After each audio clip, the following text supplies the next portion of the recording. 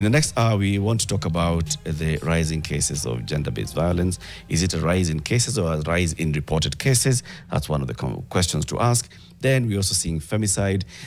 First of all, what's the definition of femicide and how many cases of femicide are we seeing? What's the root cause behind it? And that's the reason why the government established a working group, a technical working group on GBV, which is headed by Dr. Nancy Baraza, retired Honorable Lady Justice Dr. Nancy Baraza, who is our guest for the next hour. And before we introduce her and welcome her properly into the show, let's track what the newsroom is tracking in terms of news. What's our news fix, Mariam? Well, there's a lot happening, but kuna operation inaitwa Ondoa Jangili, and that's happening. I know, it's quite the name, right? It's happening in Marsabit County, and basically security agencies will today assess the progress of an operation to flush out members of the Oromo Liberation Army. That it's from Marsabit County, and a multi-agency security operation dubbed Ondoa Jangili was launched a month ago. The Oromo Liberation Army from Ethiopia had infiltrated various socioeconomic sectors in Marsabit, including the artisanal gold mines in Moyale, and of course the National Police Service says that Oromo Liberation Army was also engaging in human trafficking, cannabis trafficking from Shashamane, and the sale of illegal guns. Of course, the Kenya Police, the GSU, the Recce Squad, and the DKF Special Forces are all involved in the operation. And it'll also involve artisanal mines in places like Isiolo County. And it is also not to be confused with Operation Maliza Uhalifu that was launched early 2023, covering 6 counties in northern Kenya. I think it's easy for us to sometimes, again, the northeastern part of this country is often either ignored or forgotten. So even when security operations are going on, we don't have full scope of why it's necessary. People are like, who is the Oromo Liberation Army? Who are these people? What do you mean? Gold mines? We have gold mines? What's all of that? So I think it's imperative for all of us to educate ourselves on what's happening, why it's a security risk, what we can do to keep those areas safe, and generally tighten our border security even as a whole. Very fair points. We need to interrogate them. Oh, yes, we do. And just be more informed. We need to. We need to get there. So on the 10th of January, there was a Gazette notice that was released where the head of state, President William Ruto, appointed a 42-member technical working group on gender-based violence to fight the rising cases of GBV in the country, and to address that, to see what it includes. It has 42 members, all of them to be chaired by Dr. Nancy Baraza, who's our next guest. Good morning. Good morning, sir. Karibu sana to this set. This is where broadcast meets podcast. And that's why you're seeing the way that we are. We have conversations we are fixing the nation one conversation at a time. And GBV is an issue that needs to be fixed by all of us addressing it, confronting it, and identifying what the issues are, right? And that's why we're here, and we thank you for joining us. And thank you for inviting me. I think I'm at the right place because we want to create a national conversation, a serious national conversation around the issue of GBV, including femicide. So I like this platform because it's going to help us as a technical working group to create that national conversation to address this very, very vexing problem. Yeah. And as you rightly put it, a Gazette notice was put out on the 10th of February to look into the issue of gender-based violence, including femicide. And it came against the backdrop of the increasing cases of GBV and the emerging issue of femicide. And the changing trends, the changing nature of GBV. You know, the traditional GBV, which we have had over years, but we are seeing emerging new trends, technologically facilitated GBV, SGBV, which seems to be on the increase. Kenyan women don't seem to be safe anywhere, not even in the hands of doctors who are supposed to look after them, not in the hands of their teachers or lecturers, because there are allegations that women are facing violations within those areas. And of course, the traditional and the domestic violence.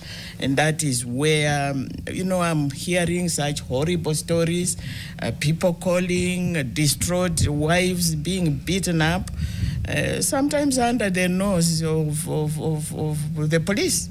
And yet it is not taken as something that can be taken seriously. So that is the background. It's a lot of work that you have. And there are many people, Dr. There are many people who know, and there are many people who don't know the number of years that you've spent in the trenches of, gender and equality conversations, in the private sector, in public, in the civil society. We'll talk about that as well. But before we get into the depth of the conversation, this girl is called Good Girl Jano.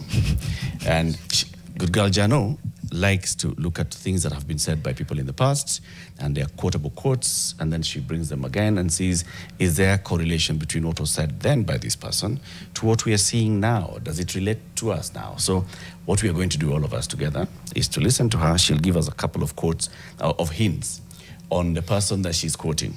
Then she'll give us the quote, and then she'll ask us who said that. I usually like seeing the reaction, because I think I've seen Daktari trying to already do math, and she's like, and it's okay. I accept Good Girl Jano. It's another thing that people sometimes get alarmed. I'm like, it's okay. I embrace it. Right. This person comes from Nigeria, again, is an author. Yesterday we profiled a Nigerian author, so think of the other one. Think of a big... So now this is the third Nigerian author that you are profiling. I think it's okay. I'll move countries. Okay. Like, I'll make sure I spread it out. So we're in the West for now. We're in the West for now. Okay. This is an easy hint because he has a big head of white hair. Okay. Right. So, books and all forms of writing are terror to those who wish to suppress the truth. Hey. Books? And all forms of writing are a terror to those who wish to suppress the truth. Who said that? Dr. Baraza, why don't you know? Professor Wole Soyinka. That's correct. Like that. Was it was it the words or was it the hint? Everything. Okay. You remember the quote? I think I have an idea. Right. But I could guess from the wording, that is pretty much Wole Soyinka. Yes. Yeah. And he talks about the truth. Yes. Books and all forms of writing are terror to those who wish to suppress the truth. How do you understand that? What does it speak to you? When we cannot deal with the truth, when our preoccupation is to submerge the truth, then we can never have solutions to the social issues that confront us. I think that is how I would interpret it. Yes. And now that we're talking solutions, and even just based on the conversation that Eric introduced and gave really good background to it, this technical working group, this committee, 40 plus members, speak to what the priorities are and who are some of these people in the committee. Thank you very much. People have been laughing. This is a huge committee. It's a bus. It's a bus of 42 people. But that is a very, very deliberate number. It is well thought out. This is a group of people of diverse backgrounds, of diverse expertise that have been brought together, and they are experts in the area of GBV and human rights violation of women. So that is not just a random number. In that 42, you get those of us who are academic experts in the area of human rights and the gender studies. If you look at the list, you see so many academics there. Those are experts in this area. And this is a very, very intellectual exercise, apart from it being a technical exercise. We have human rights people. We have the Law Society of Kenya. None other than the president, Faith Moni herself, is a member. We have FIDA, it is in here. IMLU is in here. We have medical people, they are in here. Those who have dealt with GBV, SGBV, etc. My very able vice chairperson is Dr. Ndenya, who runs the Nairobi Women's GVRC. GBRC, and that is my vice chairperson. We have the NCCK. That is the religious sector. NCCK is in it. The Muslims, I know my member Mohammed is in it. We have the Hindu represented, and if you look at it, we have the face of the racial diversity in this country. They are all in there. We have survivors of GBV. They are there. We have mothers of children who have just recently been murdered. They are there. So we have the voice of those who have suffered. We have the voice of those reeling under the shock of their children having been killed. So it is a very, very good group, bringing in the various aspects of GBV. So it is a good group, and it's working very People hard. who run safe houses as well, are they included there? People who run safe houses, they are included there. Yeah. People who have researched in the mortuaries and in wherever, they are all there. And the good thing about it is that they have researched. These are people who have researched, people conversant with the problem. They have records. They have the figures. They have, government itself is very much represented. And government has also worked very hard. You look at those reports, they are the best reports that we have on SGBV, on our prevention measures, on our response measures. But I think what has been lacking, and Eric rightly put it, implementation. And then when you look at that diverse group, all of them focusing on this one singular thing, it shows like that there has been probably no coordination, so that by bringing the 42 members with expertise, one reason is to coordinate, see how we can coordinate, see how we can put together the reports, the research that has been undertaken, so that we put it together and have it as a collective exercise of the Kenyan people in this area. The Gazette notice that appointed you gives you 10 assignments, the terms of reference. One, identify trends and hotspots and causes for GBV. Analyze the adequacy of current legal and policy frameworks. Look at our current laws. Propose amendments to strengthen those laws, improving enforcement.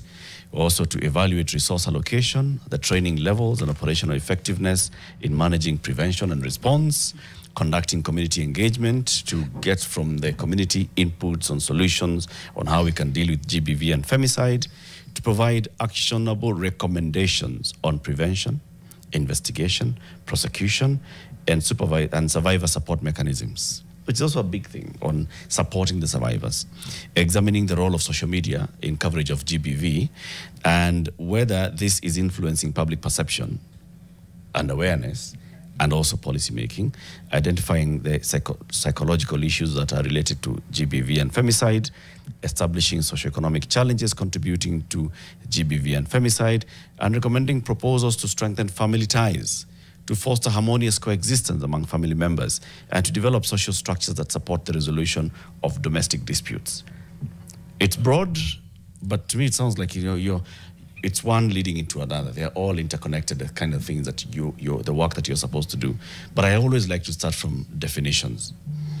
You briefly defined what gender-based violence is. And you said, the various facets of gender-based violence. There's domestic, there is technologically what? Facilitated. Yes. There was others of gender-based violence, in the workplace and all. Yes. But then there's also this other word, femicide. Yes. What is femicide? Femicide, I think a formal definition has been attempted by the United Nations. UNDOC is what in full? The United Nations Drugs and Something Organization. Yes. It is the act of homicide directed specifically against women. Okay? Okay. It is homicide specifically targeted to women. Because the person is a woman. Because the person is a woman. Okay. So not all cases of a woman being murdered are femicide. Not all of them are a femicide, but they are a homicide. So how would we know that this homicide gets into femicide after the fact? So by going to the trends, as the TORs mandate us to do, we go to the trends. We try to look at the pattern. We try to, I'm very curious. I want to go and interview our chief pathologist, my very good student, Johansen Odo. What is the pattern? What are you finding in the 40 bodies which were found dumped in Quarry? What did you find? These bodies we are finding young girls' bodies decomposing in forests, in where? What are we finding? Women being found dead in B&Bs. Something, it's an emerging thing. We want to go deep and find out, are we finding something that can help us understand whether this is homicide or femicide? Okay, so our mandate takes us there, and we want to find out. But from a cursory view of what we are seeing, if you take the Quarry case, that can easily pass as a femicide. And the fact that between 2016 to date, you very good people of the media have told us that about almost how many people? About 500. 500? Yeah. 500 of them have died. I think that is a pattern. That shows deliberate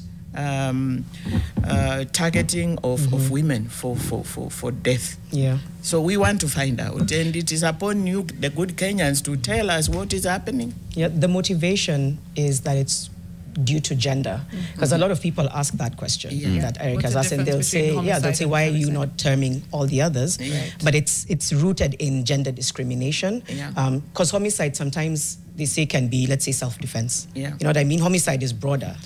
Femicide is rooted in that discrimination, so especially in intimate partner violence. So, The fact that we have this crisis that we finally agreed to treat as a crisis is a good first step, but then we interrogate the root cause. From the work that you've done so far, why do we have a femicide crisis? What are the things that are feeding into gender-based violence on the increase as well as femicide? Many causes. As I have already stated, this very horrific emergence of femicide, we have to find out. And it is upon us as a collective action of the Kenyans to find out what is happening. Why are we targeting women for death? For GBV, GBV is like domestic violence, is SGBV, that is sexual gender-based violence. There can be explanations. Domestic violence, it goes on, and much of it is fueled by culture, by the patriarchal behavior of elements of our society, by gender imbalances and gender dynamics in society. And Janet has quite rightly put it, inequalities and discrimination against one gender facilitate that kind of treatment of the less powerful gender. So that happens, and unfortunately within a space which is deemed to be the safest place, that's the home. Since our appointment, I have received so many calls, distraught women, far-flung places, just calling, women, wives being beaten up. Wife beating is going on. And the other day I was thinking of calling the police there, the IG. Please, and assure the Kenyans that the work of the police is to help people. When they go to report to the police station, let cases of domestic violence be taken seriously, because they don't seem to be taken seriously, much as these are human rights violations, but we still think that is a domestic thing, so we shouldn't intervene. The state shouldn't intervene. But that is a misconception, because the rights of men and women are guaranteed in our own constitution, in international human rights instruments, which by dint of our constitution have become part of our domestic law. You said you wanted to call the IG, did you? I'm going to call him, and in fact hold a meeting with him, because I'm getting these very distraught calls. And not that among us we don't know that that is what goes on in homes. It is physical beating, it is psychological torture, it is economic deprivation. It's going on. And one woman, somebody told me that that's supposed to be a safe space where love should flourish, is actually a death trap for the female gender. It's the exact opposite happening. In fact, even their comments, somebody saying when you report to the police and it's not SGBV, that there is no sexual violence involved here, but it's a gender-based attack, then the police will ask you to pay 1,000 shillings for a P3 form in order for police to process this matter. So this is just the experience of somebody who's saying, this is the experience that I've had at police. So even as you're engaging the police now, I'm sure these are some of the things that you'll be bringing to them. But you've been in this space, Dr. Baraza, before, and you have interacted with this particular conversation before. What do you pin down to be the issue? What is it that leads to gender-based violence? Yeah, you rightly put it. I spent my life in FIDA. We formed FIDA. At some stage, I was the president of FIDA, and we dealt with horrific cases of gender-based violence. I remember sometimes back in the 90s, FIDA brought out, there was a woman called Agnes Kavata, who was so badly beaten by the husband that he broke the spinal cord. And she was admitted to Kenyatta National Hospital. And as FIDA, we ran there, and we thank the media. Media helped us a lot. They brought the case of that woman literally to our sitting rooms. And she was groaning on a bed in Kenyatta, and she died under our very own eyes. So these cases are very prevalent, only that we haven't treated them with the seriousness that they deserve. So in my interaction with this issue of gender-based violence, the reasons are varied. Some of them are socio-economic, some of them are cultural, the patriarchal nature, where people believe that husbands believe they must beat wives. Or they are so callous about it that beating a wife is like eating ugali. You know, that's what they do. And unfortunately, due to socialization, some women think that if you are not beaten up once in a while, you are not loved. But the thing is, when does, what is the measure of love? The measure of love, or the measure of the beating which amounts to love, or the measure of beating that veers into domestic violence, and sometimes now spilling over into femicide. So that socialization, the socio-economic, what is coming out now is that due to economic pressure, I think there are psychological issues coming up, and it is upon us to look into that. Okay, I think we need to go into a break. When we come back, I know that in 2021 there was the Generation Equality Forum. Kenya was given almost 2.3 billion shillings to address gender-based violence, and there was quite a lot of movement around it. I think it's to question what happened, because some of that money was going to survivors funds, some of that money was going to safe houses, to policy, and there was momentum. And so I'm just interested to find out how this technical working group is also a continuation of the work that started then, because a lot of what we're talking about, I think there was quite a bit of progress on it. So we'll come back. We're also taking your questions and feedback on our social media, so please keep them coming, and just keep following the conversation on Nation, on NTV, on Nation FM. This conversation matters to everyone, so please stick here. Fixing the Nation is back shortly after this break.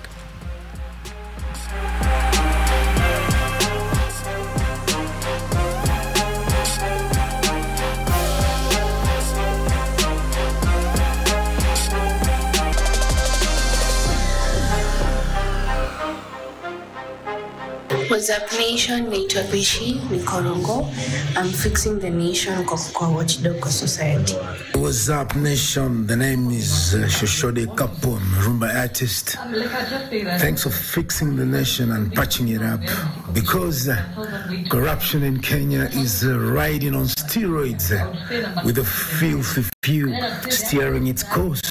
Hey, what's up, Nation? This is Alois Odwur Baraza.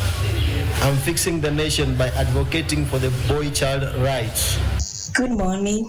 My name is Jacqueline Koech from Elgeyo Marakwet County. I'm fixing the nation by championing on matters governance, especially on matters budgeting, and a great champion also on issues SRHR and matters across gender-based violence. By fixing the nation, we are fixing the society.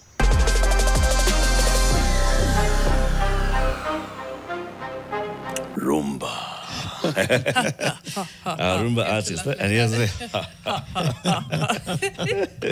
right? I mean, it's beautiful, and thank you very much. I really like, the various people who are sending in from the breadth, it's called the depth and breadth of the Republic, from all corners of Kenya, telling us what they're doing, where they're at, and how they're fixing the nation, or what they think ought to be done to fix the nation, or if they're just, chilling and saying, this is what I'm doing. Yesterday we had somebody who was in Wasingishu who said, I am a farmer. This is what I'm doing. I'm fixing our food security situation. How do you participate on WhatsApp Nation?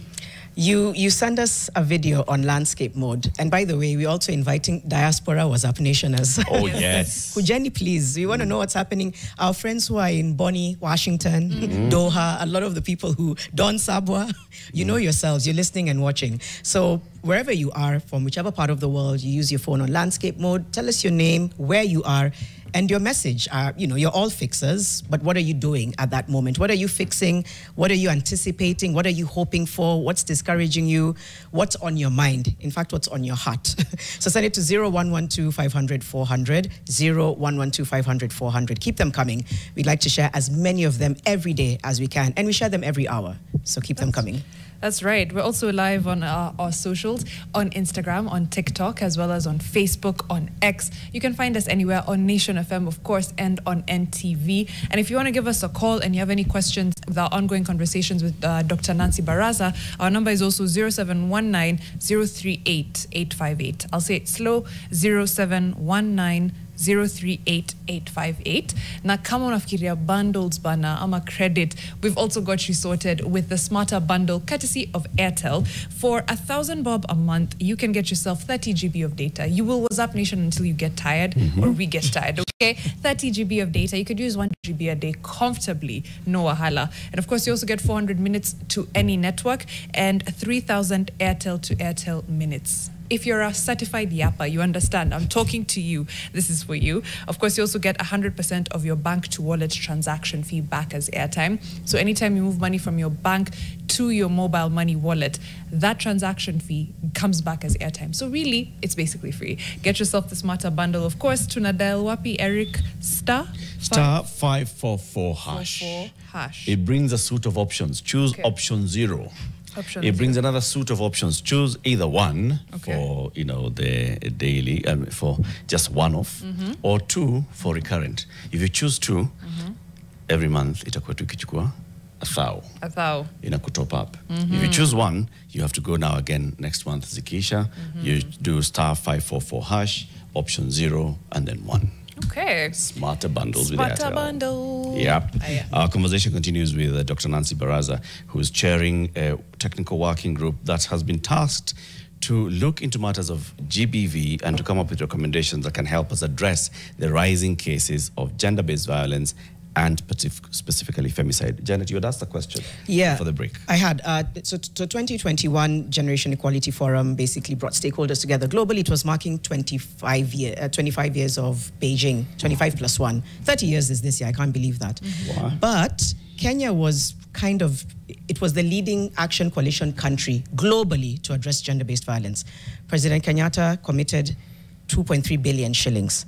And there were 12 commitments that included implementation of the gender-based violence laws, investing 23 million USD in prevention and response, ratify and implement ILO convention. Quite a number. 12 commitments is a lot of commitments. Commitment 7, integrating GBV services, establishing survivors fund, prevention response was commitment 10. So there were 12.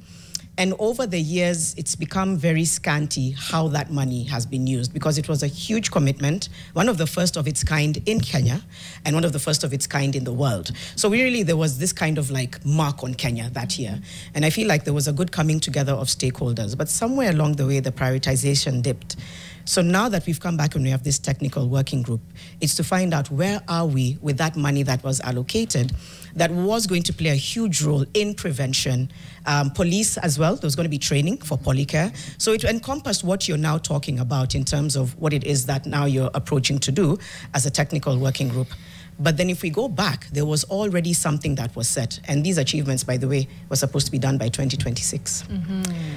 So we're in 2025, and it feels like we're pushing reset by then having the technical working group committee, even though then it was quite a diverse group of people also coming together: government, CSOs, media, influencers. So number one, why do we need to reinvent that? I know that there's now obviously increased cases, but number two, what can we track of what's been done since then and where the funds have been allocated? Thank you very much. A very legitimate question, Janet. A lot of work, and I started off by saying that a lot of work has gone on in this area of GBV. I know there are some institutions, some response mechanisms that have been achieved to some extent. Survivors Fund. Our question, according to our TORs, is to find out to what extent they are functional. Are they still being funded?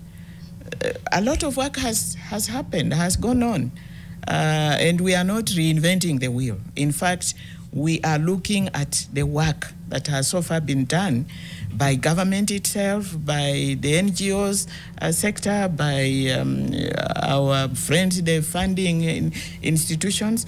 What have we so far done, and what has been the problem? A little of what I get is we reach a stage where the funding dries up. So I don't know if it has dried up. So part of our mandate is to look into what so far we have done. Are we funding that area on a continuous basis to ensure that we achieve some of those mandates and the previous work that has been done? And those are the reports we are getting from government. Right now, I cannot say how that money has been spent until we have looked at all of them. As we speak now, we are locked up in Bomas of Kenya with researchers looking at all that. So probably at some later stage, then we can say this money went here and this money. And I started off by telling you that probably one of the issues or the problems is lack of coordination. And that is why we seem to be rotating around the same space when work has been done. Coordination. There is so much work that has been done. There is so much money that has been spent, whether NGOs being funded, whether government being funded, it is our money. At the end of the day, that money comes back to us in one way or the other, maybe to repay. So I think we need accountability there, and in my group, and their government agencies. And from the reports we get, a lot of work has gone on. So give us a little bit of time, we look into how that money has been spent, and then we can report to the Kenyans. But that is one part of our mandate. Over the break, we were discussing some of your findings so far and some of the things that you've dug into. And I know interrogating the role of social media in, proliferating gender-based violence and even femicide is something that you were tasked with. What have you found so far as Kenya's social media culture and the relation to, cyberbullying, one, then gender-based violence, and then femicide? We are still in the course of trying to establish, but so far probably just a cursory advance, a cursory glance at the literature we have, the talks we are getting. Social media has a big role to play. It is playing a big role as a purveyor of cyberbullying. And I get information from young people. They are so distraught because of cyberbullying. I didn't know the extent to which, but a few have come and talked to me. They are reeling under depression, some of them contemplating suicide because of what is going on through cyberbullying. Right. So that is an important aspect, and our TORs mandate us to look into that. To look into it.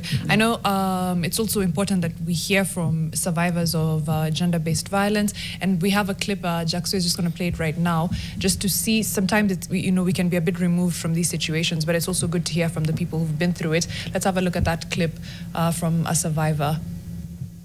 It was in 2020, during Corona, during COVID. Yes, that is when I survived what should I call it? It was a very dark ordeal. Almost, can I say, 6 hours of proper beating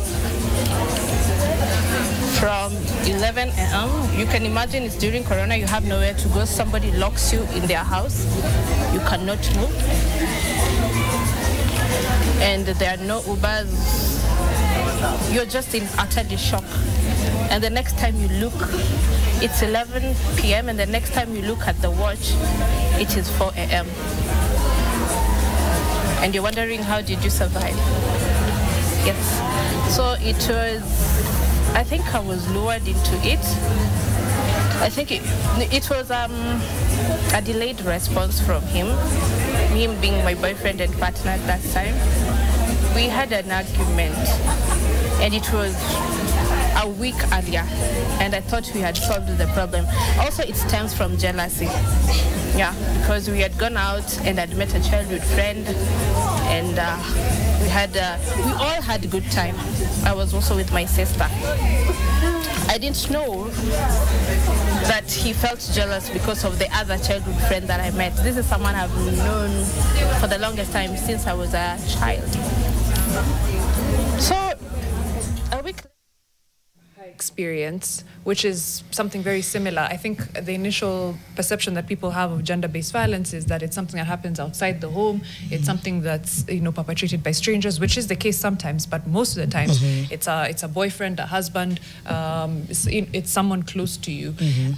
From a duty bearer perspective and a large overseeing perspective, how can we deal with these things? Because you mentioned earlier, a lot of the times we're told these are matters of the home. Watu wa nyumbani wachana nao, they'll figure it out. But how do we deal with that from a national perspective, given that that's where most of femicide cases and gender-based violence cases occur? Yeah, just to pick up from the survivors' experience, coronavirus, COVID, exposed the extent to which gender-based violence occurs in the homes. it was so severe. Researchers, my own colleagues at the university, researched and they have written and published on it. The worst of GBV occurred apparently when morning comes and we all go to work and whatever. It is a reprieve for women. But that idea of being locked up in a room because of the COVID thing, it brought out the worst of GBV that is committed within the home. From a national perspective, how do we deal with this? I think that is the elephant in the room. And that is why we say we want to create a national conversation so that we have to look into this ugly eye ourselves, collectively. It is culture, it is just bad manners of people beating up others. And COVID brought that out. So Kenyans, we are going to rely on you. How has our culture served us? How does it continue to serve us in the 21st century, where we say or pride ourselves with being very progressive in terms of human rights protections? Look at our constitution. It guarantees gender equality and non-discrimination. And Janet, you said gender-based violence is caused partly because of the inequalities, the gender inequality, the discrimination. But we have a progressive constitution that guarantees equality and non-discrimination, that guarantees men and women security of the person, if you look at Article 29, that guarantees the human dignity of men and women, look at Article 28, look at Article 48, access to justice. Are these serving us? Are these being overridden by culture, which completely disregards the guarantees that are given to the women of Kenya? Yeah, I want to go back to something because this genuinely feels like deja vu. It feels like this conversation has happened several times. And I think that's a reason we see a repetitive cycle is not being able to fall back on some of the progress and gaps and then picking up from there. So number one, the president had committed to 100 million shillings, I believe. When the femicide cases were rising, there was a commitment made that we are going to set aside a certain amount of money to address femicide. Part of this is also going to go into police training. I don't know if you have any feedback or update on where that money went. Also, going back again to things like the SGBV courts, which have been set up, and whether you're also coordinating and working with that. Because what could happen, and I hear you when you say we're going to do our research and look at everything that came out of the commitments, the Action Coalition, and the 12 commitments, but we run the risk, I think, of repeating interventions that have not served community yet, of repeating interventions that are not, progressive. And as I mentioned, the spirit of what took place a few years ago was progressive, and there was a lot of vigor around it. In fact, when I looked at the numbers, it's about 3 billion shillings set aside. Having very clear indicators of where that money is could allow us to say, okay, then why do we still have cases of this happening? So I think I'm just making a statement, and the question is whether there's coordination with the SGBV courts and whether that's going to be a part of the mandate to work with them, where the 100 million, because I think it was said and it kind of disappeared. And then thirdly, if we have time, we can speak to police response because that's a huge gap. So yeah, a few questions, but I think it's pertinent that we have a breakdown. Absolutely. The 100 million, I also heard about it on TV being committed by the president, and I got to hear it was dispatched. I don't know if what activities and to where it was dispatched. So I'm not part of that. My committee is not part of the 100 million. In fact, as of now, we are still working on our budget and within an understanding that we are constrained of resources. So 100 million, it must have gone to some cause, but it's not part of this. And I don't know how it has been used. Okay, that's my answer. Number two, what was it, number 2, Janet? The SGBV courts. SGBV court, yeah. The Chief Justice has come out and set up SGBV court. She has launched in certain stations in the country, but she has an intention of expanding so around the country. So we are going to work very closely with the Chief Justice. In fact, upon my appointment, she did very graciously call me and say this is something we can work on. Okay, Dr. Ari, is it okay if I interrupt you? We have Rose on the line. Rose is the mother of Purity Wangeshi, a victim of femicide. And Rose, thank you for being with us on the line. If you can speak to your own process and trying to seek justice for your daughter, talk to us, Rose, about what that journey has been like and how you hope this technical working committee can also help you achieve the justice that you've been seeking.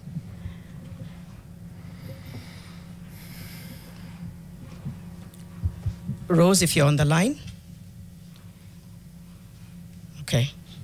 Maybe we've lost Rose. I think we'll hopefully get her back before the top of the hour. But there's concerns raised about overlapping roles with this technical working group. There's also a National Council on Administration of Justice, a committee on sexual and gender-based violence that does a lot of similar work. There's also the Ministry, Gender and Equality. Right. There's the Ministry of Gender. How do we harmonize all of these? And is it overlapping roles, in which case then taxpayers' money is being, misused or, taken again? Okay, we'll hold that and listen to Rose for just 1 minute and then we can answer the question. Morning, Rose. Rose, good morning. Thank you for joining us. Good morning. I'm right here. Yes, Rose, thank you for joining us and for wanting to come in and share the story and your experience and your feelings around the issue of gender-based violence and femicide. Just from where you come from, as somebody who's lost a close relative to femicide, what's your immediate feeling that comes to mind to you when you hear people talking about gender-based violence and femicide? I can't get you well. I say, what comes to mind immediately? What comes to you immediately if people talk about gender-based violence and femicide, bearing in mind that you lost a close relative to it? What comes to mind is a lot of hopelessness and frustration. Because losing a loved one, like the way I lost my daughter through murder in 2022, that is something that affects your mind, your psychology. It even affects your work. It affects the people around you. I mean, the relatives, the friends. It's such a bad thing to experience. And I wouldn't wish any parent to experience that. Okay. Rose, before you go, you've been trying to pursue justice in the case of your daughter. We have Dr. Baraza here who's leading a technical, working group on trying to address gender-based violence. What's the one thing that you think needs to be done in the pursuit of justice and to end issues around femicide? What do you think is the one thing that needs to be done? Janet, the one thing that's done is to fasten the justice system in Kenya.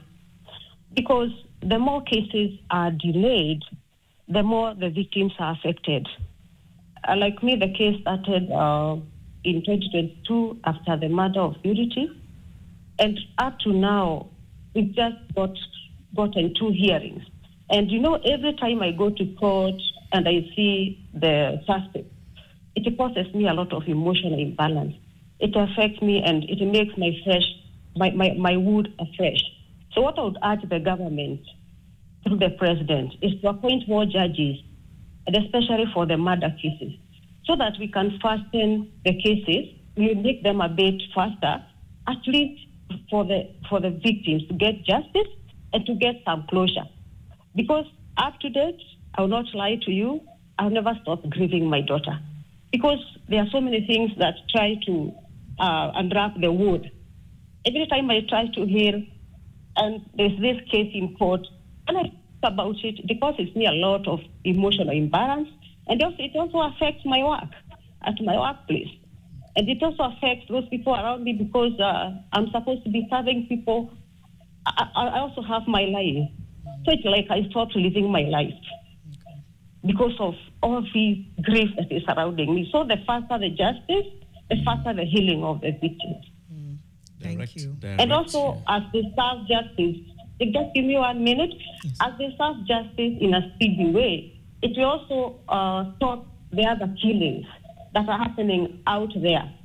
Because when these men who are killing women, when they see that justice is being served in a faster way, they will stop killing because they will know that there's some action that is being taken. Yeah. Okay. Thank you, Rose. Thank you so much, Rose. Daktari. Thank you very much. Sad story by Rose, but afflicting very many Kenyans. The slow wheels of justice in our justice sector. I think that is a big issue. And I think that's the reason that the Chief Justice has set up gender-specific courts to be set up in all parts of the country so that they can expedite the disposal or the delivery of justice. We hope that will work, but delayed justice is a problem. And when justice is delayed, it is denied. Yep. And the fact that people go to court 2 years, 3 years, 5 years, adjournments, witnesses die, people's hope in the justice system dies. I think that is a problem that we have to grapple with as a country, and a lot needs to be done to ensure that Kenyans get justice. So that is an area that needs to be looked into. Yeah. And then also the police within the justice system, is it functional? Are investigations serving the ends of justice? We get complaints here and there, and those are some things that we are looking into. What is the weak link? Is it the police? Is it the prosecution? Is it the court? Those are the things that we are looking into. And we hope to see your report in 90 days. You were given 90 days from the date of this Gazette notice, which is the 10th of January. Yes. Right. So already time has passed. Yes. And you have a short window, although you have been given a window that your mandate can be extended, your period can be extended a bit longer. But before we go, there's a question that Mariam had asked you about duplication of roles. There's this working team, there's a gender advisor in the president, there's a gender and equality commission, there's a ministry of gender. There's so many entities working on this matter. Is it prudent use of taxpayer money, and what's the difference? Absolutely. And if you look at our 42-man woman member task force, it comprises of all those people. The NCJA, that is the National Administration of Justice, it is in it, coming together with the work it has done. We have the Gender Ministry itself coming with the work it has done. We have the Law Reform Commission. You know, those are parts of government. Come with the work you have done so that we avoid this duplication. There has been duplication and lack of coordination to the extent that we just seem to be dancing in the same spot. I think this shouldn't continue, and it consumes resources, as you rightly put, resources which we don't have, first and foremost. So it brings together, and I agree entirely that we need to come to a stage where we are focused. We know this is what we are doing. We know where we are expending our resources, which are few. So I agree entirely. And the composition of that committee takes that into account. Everybody is coming with their work. And hopefully, at the end of our 90 days, when we have a report, it will have implementable recommendations that will do away with these duplications, eating money left, right, and center, and never moving. And the TORs and the president himself, from what he has said, he wants these menace dealt with. Once and for all. Once and for all. We hope that you are the for all. He's very determined. And that's why he said, come together, all of you. sit down and give us something that we can implement. What is implementable, not just going around. And we do hope that we shall give him actionable points from where he can point out, do this. Is it restructuring our resource allocations? What goes where? What goes to this course of GBV? And how actionable is it? True. We hope to do that. Otherwise, we'll continue dancing. But I do agree with you that probably we have been not been extremely prudent. Too much talk and little action. Let's hope that this one now brings a lot of action. Dr. Nancy Baraza is the chair of the technical working team that has been established to look into issues of gender-based violence and femicide in the country. They have 90 days since the 10th of January to release a report, although they can get some slight extension on that. We'll be tracking and seeing what you are doing and also holding you accountable for this particular task that you've been given. Thank you very much for joining us today.